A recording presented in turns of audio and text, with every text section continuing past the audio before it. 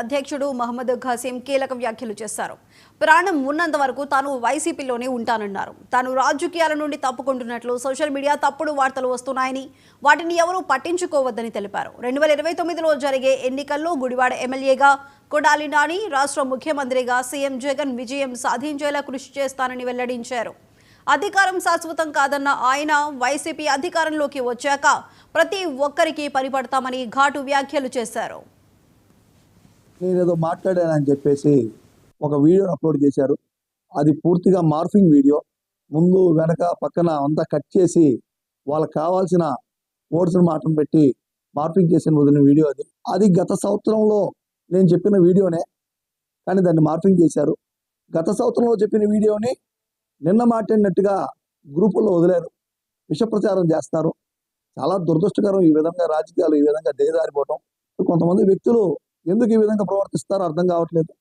నిజంగా చెప్పాలంటే ఆ వీడియో ఎందుకు చేయాల్సి వచ్చింది చెప్పాలంటే, జూన్ 4 ఎలక్షన్ తర్వాత కొంతమంది రాజ్యాంగేతర శత్రువులుగా మారి జనాల్ని, వైఎస్ఆర్ పార్టీ కార్యకర్తల్ని రాత్రి 1 గంటకి 2ంటికి ఫోన్ చేసి వేధించారు, చిత్రహింసలు గురి చేశారు. నేను నా పిల్లల చదువు నిమిత్తం నేను విజయవాడలో కాపురం ఉంటున్నాను. నా తల్లిదండ్రులు మా ఇంట్లో ఉంటున్నారు. అయితే వాళ్ళు ఇంట్లో ఉండగా రోజు రాత్రిపూట జూన్ 4 నుండి తీసుకుని సెప్టెంబర్ 12 వరకు 3 నెలల పాటు రోజు మా ఇంటి కింద ఒక 5-6 వ్యక్తులు మద్యం సేవించి అక్కడే బాటిల్ పగలగొట్టి పైకి వచ్చి మా నాన్నగారు కూడా బెదిరించారు. ఆయనకేమో heart problem, kidney problem, liver problem అన్నీ ఉన్నాయి. నెలకి 3 సార్లు విజయవాడ హాస్పిటల్ తీసుకెళ్ళాలి. ఆయన ఆరోగ్య దృష్ట్యా మరి నేను వస్తే నన్ను అటాక్ చేస్తారని చెప్పేసి మా నాన్నగారికి చెప్పారు, నాకు ఫోన్లో నాకు చెప్పారు.